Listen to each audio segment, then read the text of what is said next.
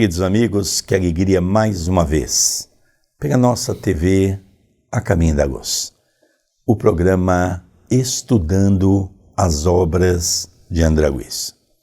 O livro Nos Domínios da Mediunidade.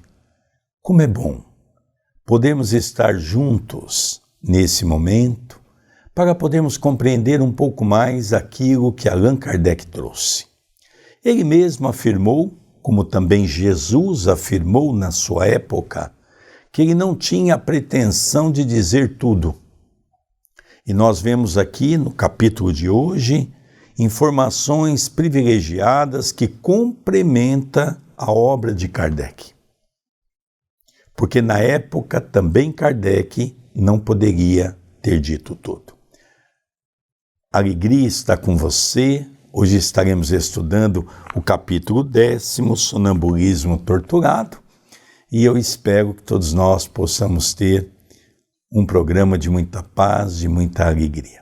Tudo bem com você, André Luiz? Tudo bem, querido Sérgio, que honra participarmos do estudo das obras de André Luiz, que tem nos ensinado imensamente. Agradeço muito ao CEPAC, Centro Espírita Perdão, Amor e Caridade, ao seu departamento, a TV A Caminho da Luz, por me conferir a oportunidade de estar aqui mais um dia.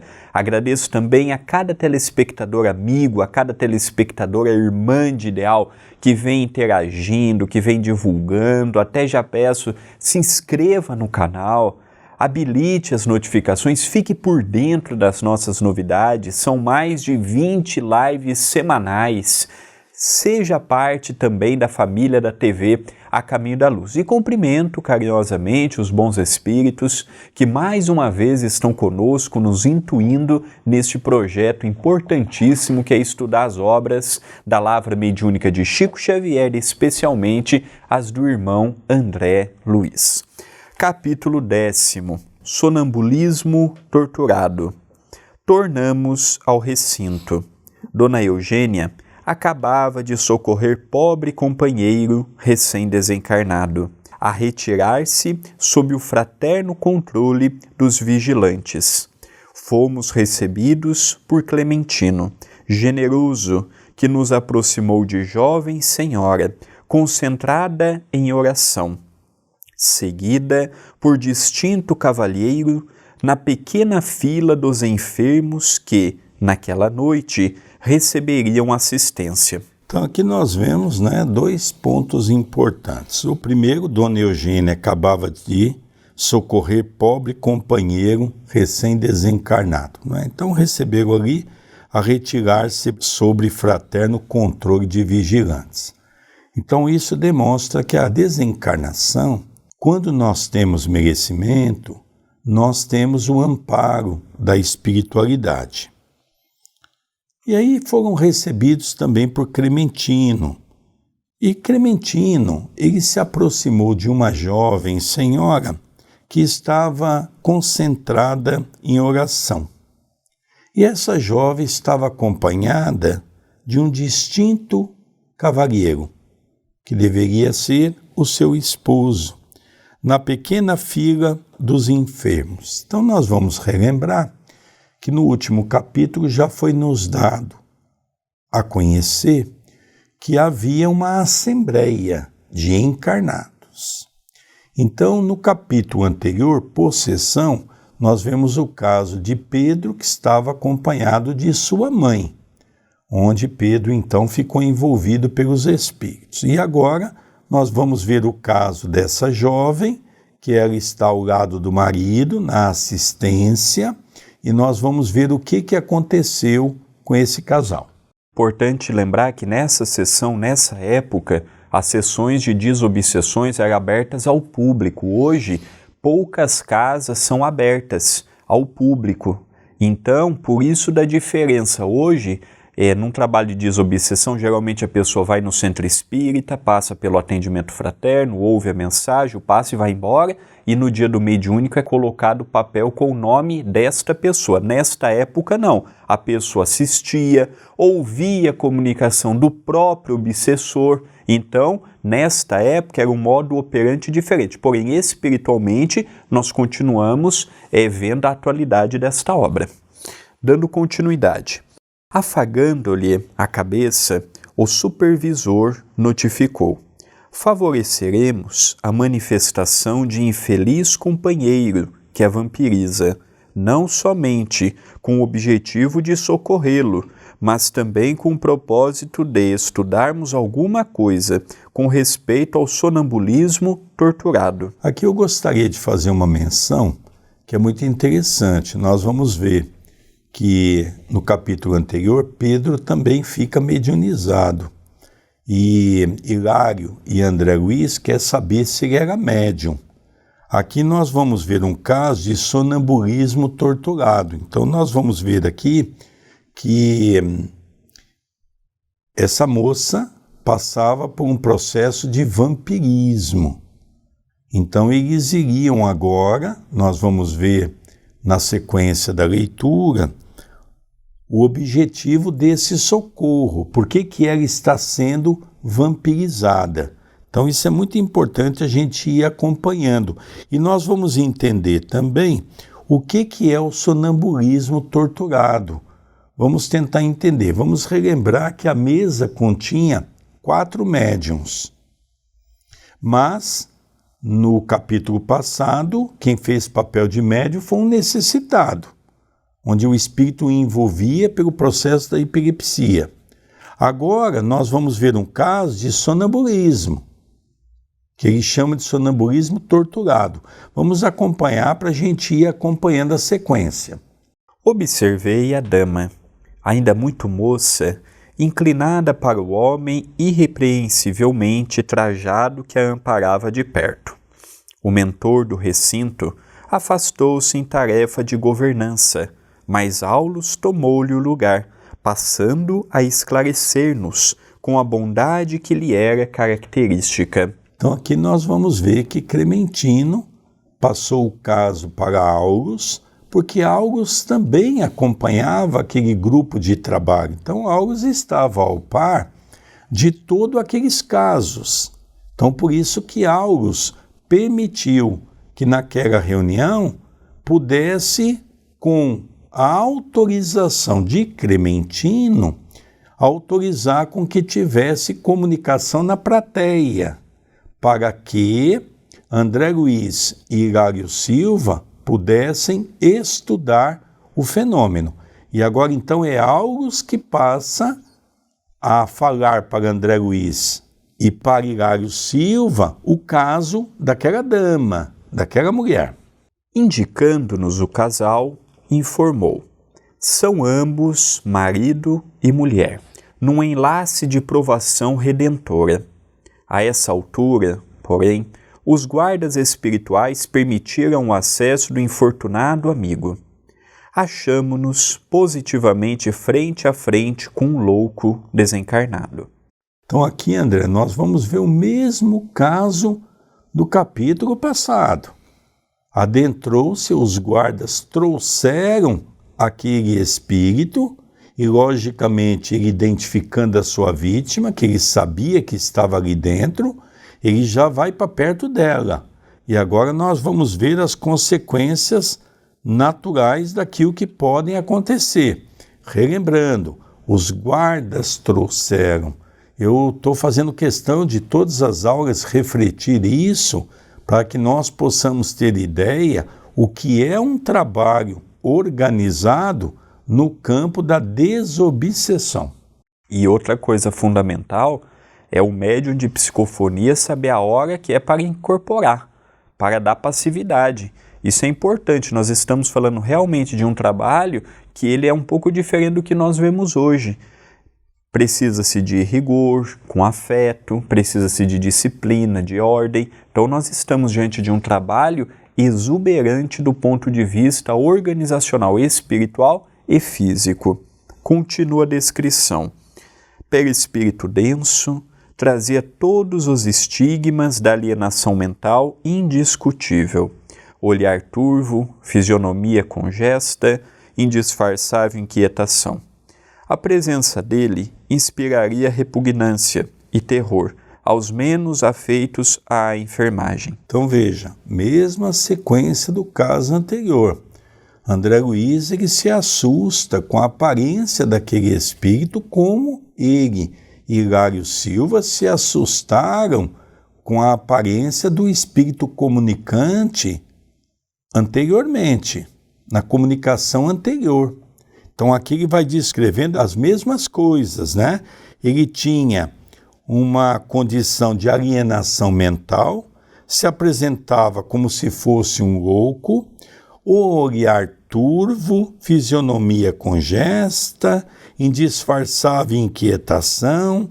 Então ele começava a retratar. Eu penso, André, a dificuldade que André Luiz tinha para descrever, porque ele descreve de uma maneira suave, porque há determinados momentos que ele diz, muitos, se chegassem perto dessas entidades, sairiam correndo.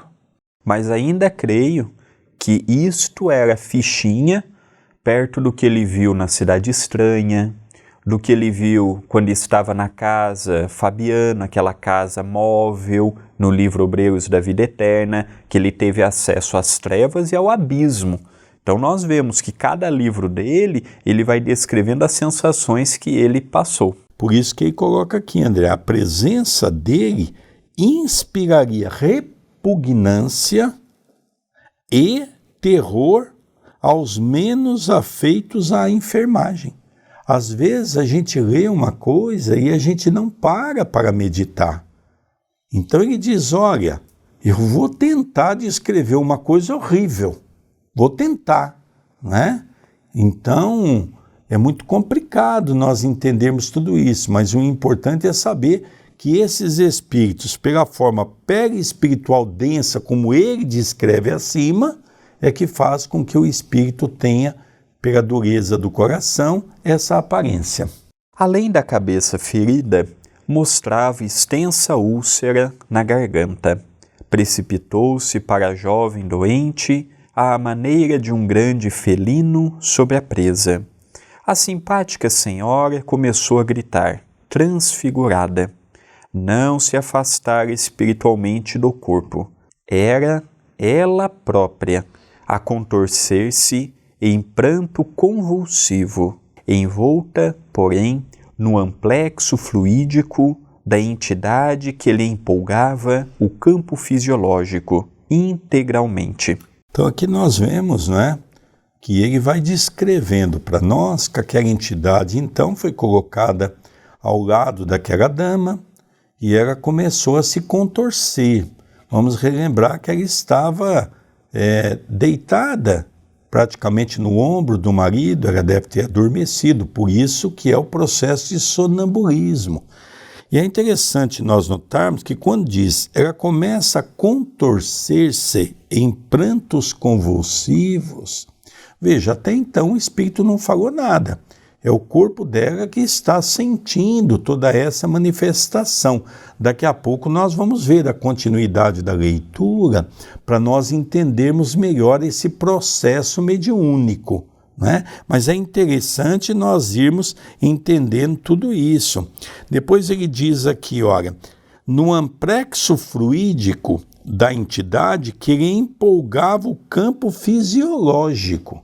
Ou seja, ele chegou tão perto dela numa comunicação de perispírito para perispírito que ela sentiu toda aquela vibração negativa que aquele espírito estava entoando para o seu corpo físico. Por isso que nesse caso, agora nós já vemos a distinção do caso passado para este.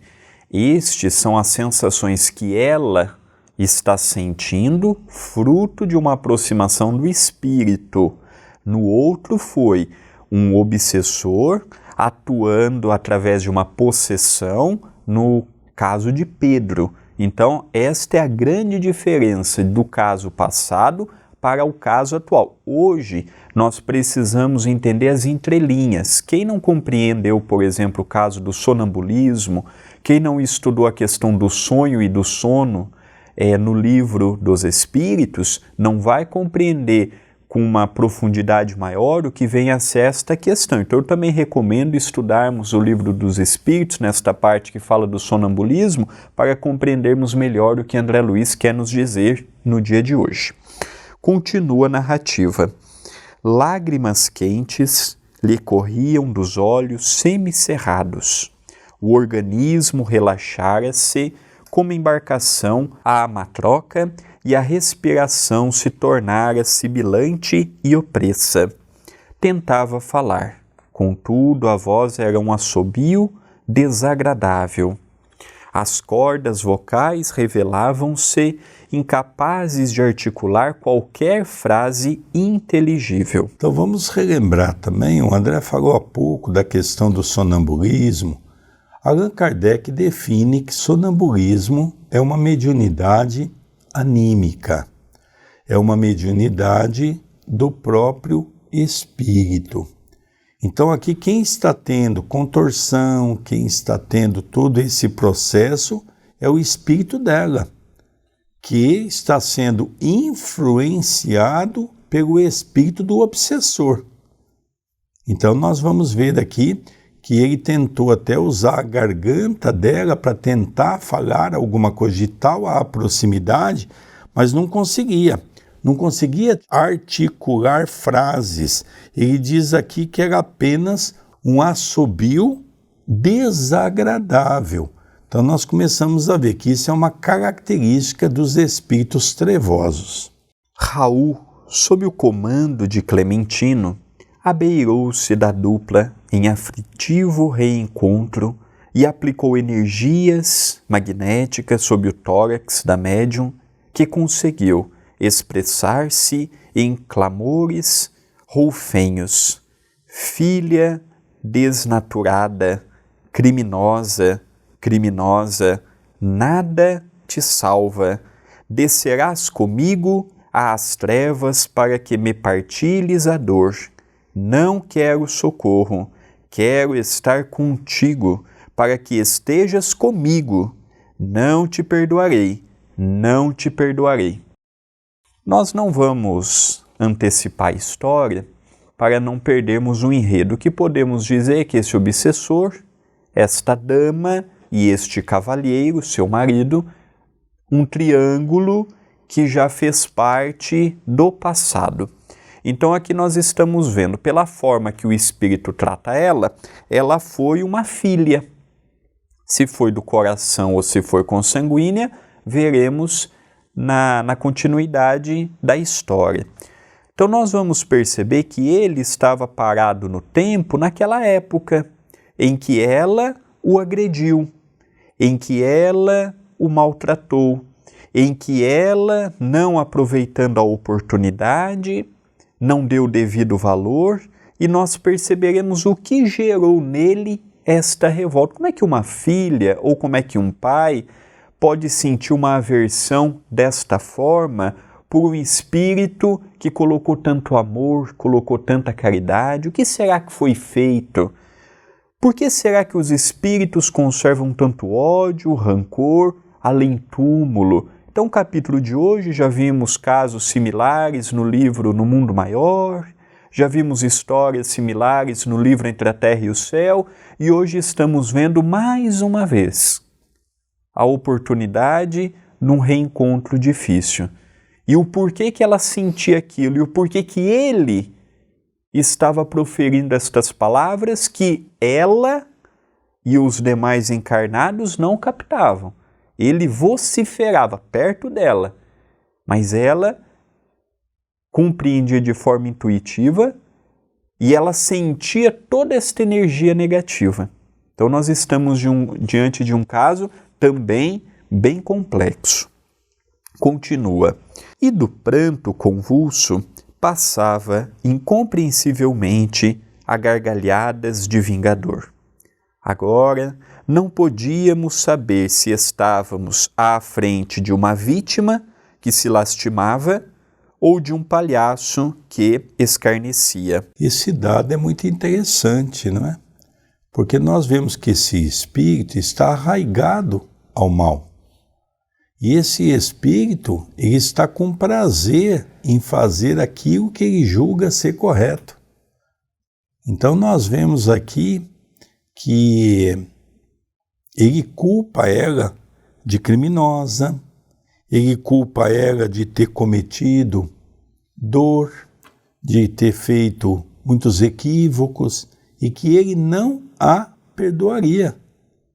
Mas nós vamos ver no desenrolar da história que é muito comum, porque ela não fez tudo sozinha. Então nós vamos ver qual é a participação dessa pessoa que se acha no direito de cobrar alguma coisa de alguém, sendo que o grande responsável pela trama foi ele. Então nós vamos estar acompanhando isso. Mas na cabeça dele, olha que interessante, ele chega a dizer, eu não te perdoo. E dava aquelas gargalhadas de vingador, eu vou te perseguir. O tempo está a meu favor. Então nós vemos que esses quadros, que está tudo no meio do processo possessivo, são quadros de muito sofrimento, são reencarnações de resgate, que nós precisamos compreender tudo isso. A justiça está em mim, prosseguia, brandando por entre silvos. Sou advogado de minha própria causa, e a desforra é o meu único recurso. Raul, sob a inspiração do benfeitor que o acompanhava, passou a falar-lhe dos valores e vantagens da humildade e do perdão, do entendimento e do amor, procurando renovar-lhe a atitude. Aqui nós temos um ponto que eu gostaria de estar abordando, porque desde que começou a reunião mediúnica, nós vemos que toda a participação de Raul Silva estava aquinhoada pelo seu mentor Clementino. Então, Clementino, pela inspiração, conduzia Raul àquilo que ele tinha que fazer. Então, Clementino, ele inspirou Raul a falar palavras de amor, de bondade, a ensinar o capítulo do perdão para que ele pudesse ensinar aquele irmão. Então, ele foi discorrendo as palavras que pudesse tocar o sentimento daquele irmão endurecido. E enquanto desenvolvia o trabalho da doutrinação, buscamos contato com o orientador diligente. Ante as nossas primeiras perguntas, Aulus acentuou: é um caso doloroso, como o de milhares de criaturas. Vê-se bem, aduziu Hilário, sob forte impressão, que é a nossa própria irmã quem fala e gesticula. Sim, aprovou o assistente. Entretanto, encontra-se imantada ao companheiro espiritual, cérebro a cérebro. Então a comunicação estava de perispírito para perispírito, mas vamos relembrar que a temática desse capítulo é sonambulismo. E sonambulismo, a visão de Kardec, é uma mediunidade anímica. Então ela está repassando pela sua boca aquilo que o Espírito está lhe falando. É muito importante nós atentarmos a isso. E quando ele diz que a comunicação é de cérebro a cérebro, é o que Kardec diz que é de perispírito para perispírito, porque é no cérebro que está a sede do espírito. É no cérebro também que está a glândula pineal, que é a glândula da vida, que é por onde transita o processo mediúnico. Então isso é muito interessante, porque às vezes a pessoa lê e diz assim, mas houve uma incorporação. Não houve incorporação.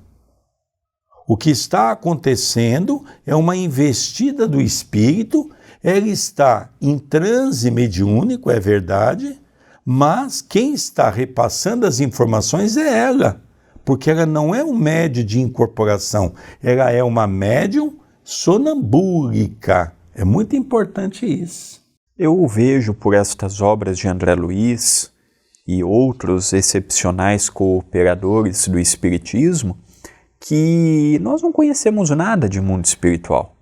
André Luiz nós estamos chegando ao 10º capítulo da obra. Ele está contando de uma única sessão que ele participou. Até agora, as 3 comunicações que vimos é pertinente a uma reunião. cada reunião tem as suas características, peculiaridades. Então, quando nós lemos um livro como este, vemos as nuances que André Luiz nos deixa, nós percebemos que realmente a mediunidade é um capítulo ainda desconhecido, não por falta de literatura, mas pela sua abrangência. Poderá, todavia, recordar-se com precisão do que lhe sucede agora? Inquiri por minha vez. De modo algum, tem as células do córtex cerebral totalmente destrambelhadas pelo desventurado amigo em sofrimento, nos transes em que se efetua a junção mais direta entre ela e o perseguidor dementado, cai em profunda hipnose, qual acontece à pessoa magnetizada nas demonstrações comuns de hipnotismo, e passa, de imediato, a retratar-lhe os desequilíbrios. Então aqui nós percebemos, André, que aqui há algumas fontes importantes, não é? Porque muitos encarnados, quando estão sob o domínio da possessão, os espíritos têm técnicas no mundo espiritual. Esse, por exemplo, tem técnica da hipnose. Então, quando ele consegue se aproximar dela, ele consegue fazer com que ela fique hipnotizada. E isso permite a ele ter um acesso maior a ela. E vamos relembrar que essa é a pergunta. Ela tem noção do que está acontecendo? O espírito diz, não. Porque as células do córtex cerebral estão totalmente destrambelhadas. Então foram tantas comunicações, tantas aproximações pelo processo da hipnose, que ela conseguiu destrambelhar o seu processo da máquina orgânica. E aqui dentro de uma patologia, quando se vai aos médicos psiquiátricos, se cuida do corpo. E aqui fica muito difícil, porque cuidando-se só do corpo, você não atinge o aspecto daquilo que seria o ideal, que é o que uma casa espírita tem que ter como função, um trabalho de desobsessão. Então nós estamos vendo a importância de um trabalho de desobsessão para ajudar tanto a vítima de hoje quanto o algoz de hoje, porque com certeza os papéis foram inversos numa vida anterior. Que nós vamos ver isso lá na frente, não vai ser hoje, porque esse capítulo é dividido em 2 partes, 2 vídeos, 2 programas. Nós vamos começar a ter uma ideia do caso. Nós já vamos começar a ver agora um pouco dessa história, para que a gente possa entender um pouco a situação que estão envolvidos esses 3 personagens. E designando a garganta da médium, repentinamente, avermelhada e entumecida, continuou. Nesta hora, tem a glote dominada por perturbação momentânea. Não consegue exprimir-se, senão em voz rouquenha, quebrando as palavras. Isso porque o nosso irmão torturado, ao qual se liga pelos laços mais íntimos, lhe transmite as próprias sensações, compelindo-a a copiar-lhe o modo de ser. Então, olha que interessante. Quando um espírito ele está próximo de nós, num trabalho, por exemplo, de desobsessão, ou quando o espírito é colocado ao lado do médium 1, 2 dias antes para que haja simbiose entre o médium de psicofonia e o espírito comunicante, é muito comum que o médium capte as sensações daquele espírito. Então, se for, por exemplo, um suicida que desencarnou com corrosivo, é comum que o encarnado tenha aquelas sensações na garganta. Se foi estou dando o exemplo de um suicídio, mas poderíamos dar outro, que a pessoa deu um tiro no próprio crânio, ele sente todo aquele incômodo na sua caixa craniana. Então nós percebemos que o que ela está sentindo nada mais é do que um espelhamento das sensações do espírito. Nós já vimos no início da narrativa que André Luiz disse que ele teve um sério problema na garganta. E agora não, no próximo vídeo, André Luiz vai ouvir melhor o que desencadeou esse problema na garganta deste obsessor e se ela teve ou não participação. Nós não vamos adiantar para não perdermos o entendimento do capítulo. Então aqui nós vemos que ela falava deste modo porque quem estava comprometido não era ela, era ele, perispiriticamente falando. Então aquilo fazia com que quando ela falasse, ela não estava propriamente dando passividade ao espírito, mas o espírito estava muito próximo, mas mesmo assim ainda era ela transmitia estas sensações que o espírito lhe colocava pela aproximação. Continua a descrição. Tão entranhada se revela a associação de ambos, alegou Hilário, que sou levado a indagar de mim mesmo se na vida comum não serão eles, a bem dizer, duas almas num só corpo, assim como duas plantas distintas, uma da outra, a se desenvolverem num vaso único. Na experiência diária, vulgar, não será nossa irmã constantemente influenciada de maneira positiva, embora indireta, pelo companheiro que a obsedia? Então nós vemos aqui uma pergunta de uma situação muito interessante. O que André Luiz, o que Hilário Silva estão percebendo dessa história, né? E ele dá um exemplo que eu acho muito interessante, que o que ele consegue ver naquele momento é como se fosse um vaso onde nós plantamos duas espécies de flores e apesar delas estarem convivendo perto uma da outra, todos que batem o olho não têm como ver as duas plantas. Então aqui ele diz, quando eu vejo as duas entidades muito perto uma da outra, onde eles estão usando o mesmo vaso que é o corpo físico, porque quando ela entra nesse processo de magnetismo, que nós chamamos de hipnose, o espírito ele vampiriza, nós já vimos isso.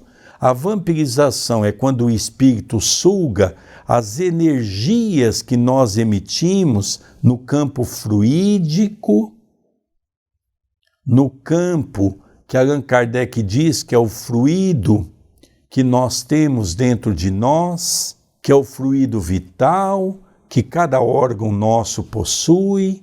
Então isso é vampirismo, ele se fortalece. Então quanto mais ela doa essa energia, mais ele se fortalece no mundo espiritual. Isso é vampirismo, né? Nossa, mas por que Deus permite isso? Bom, agora na leitura você vai passar a conhecer um pouquinho por que foi permitido a ela passar por tudo isso. Vamos acompanhar? Você examina o assunto com acertado critério. Nossa amiga, na equipe doméstica, é um enigma para os familiares. Moça de notável procedência, possui belas aquisições culturais, entretanto, sempre se comporta de modo chocante, evidenciando desequilíbrios ocultos. A princípio, compareciam a insatisfação e a melancolia, ocasionando crises de nervos e distúrbios circulatórios. Doente desde a puberdade, em vão opinaram clínicos de renome sobre o caso, até que um cirurgião, crendo-a prejudicada por desarmonias da tireoide, submeteu-a a delicada intervenção, da qual saiu com seus padecimentos inalterados. Logo após, conheceu o cavalheiro, sob nossa observação, que a desposou convencido de que o matrimônio lhe constituiria renovação salutar. Ao invés disso, porém, a situação se lhe agravou. A gravidez cedo se verificou, consoante a planificação de serviço traçado na vida superior. Nossa irmã doente deveria receber o perseguidor nos braços maternos, afagando-lhe a transformação e auxiliando-lhe a aquisição de novo destino. Mas, sentindo-lhe a aproximação, recolheu-se a insopitável temor, adiando o trabalho que lhe compete. Impermeável às sugestões da própria alma, provocou o aborto com rebeldia e violência. Essa frustração foi a brecha que favoreceu mais ampla influência do adversário invisível no círculo conjugal. A pobre criatura passou a sofrer multiplicadas crises histéricas, com súbita aversão pelo marido. Principalmente à noite, é colhida de assalto por fenômenos de sufocação e de angústia, amargurando o consorte desolado. Médicos foram trazidos, no entanto, os hipnóticos foram empregados em vão. Em franca demência, a enferma foi conduzida à casa de saúde. Todavia, a insulina e o eletrochoque não lhe solucionaram o problema. Presentemente, atravessa um período de repouso em família, deliberando o esposo experimentar o concurso do espiritismo. Então nós vemos aqui, eu estava conversando com André Luiz há pouco, sobre o quanto André Luiz vem contribuindo para informações privilegiadas, que é um verdadeiro complemento da doutrina espírita. Então, Allan Kardec traz para nós que quando nós vamos nos preparar num processo reencarnatório, nós passamos pelo véu do esquecimento. Isso, logicamente, é a grande maioria. Mas André Luiz vem trabalhar conosco para algumas exceções que nós temos que estar atento. Então, essa mulher conheceu um senhor de idade, um senhor mais velho que ela, mas que tinha uma simpatia muito grande com ela. Diz que era desde a puberdade, que é natural, a mediunidade geralmente desenvolve na criatura na puberdade.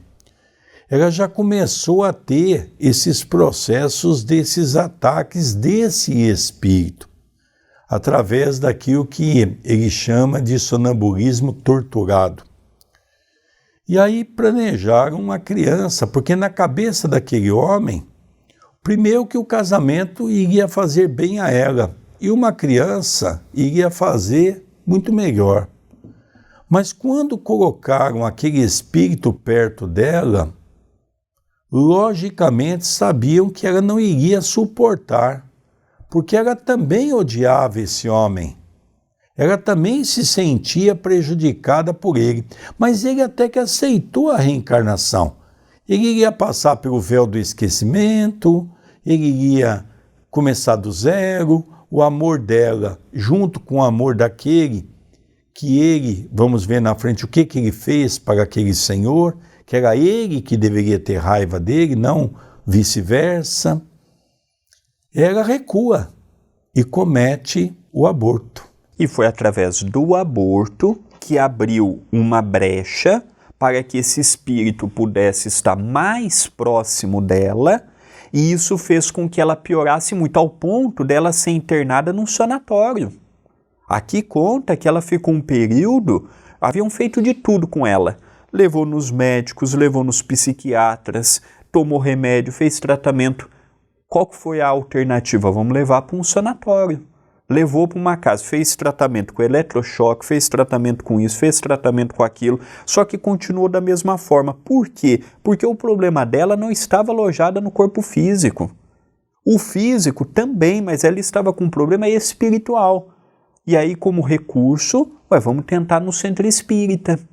Vamos levar lá, quem sabe lá não podemos ter uma ajuda, não podemos ter uma luz. Então eles chegaram no centro espírita, nesse caso, literalmente como o centro espírita sendo o último lugar para ir.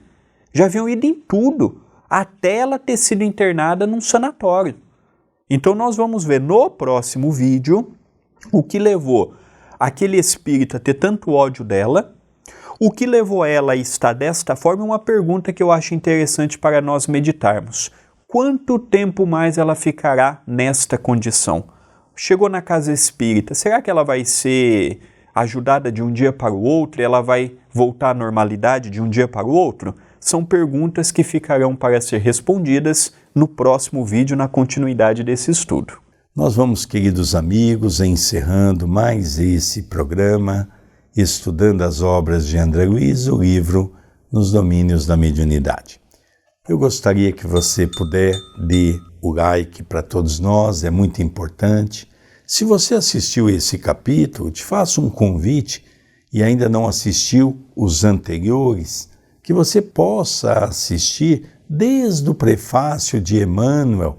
Então nós vamos ver que esse livro faz essa distinção muito interessante, o que é uma sessão mediúnica. Então convido você a participar, não esqueça, volta a pedir aquele like e roga a Jesus que possa continuar nos abençoando e nos fortalecendo. Até o próximo programa. Até o próximo programa.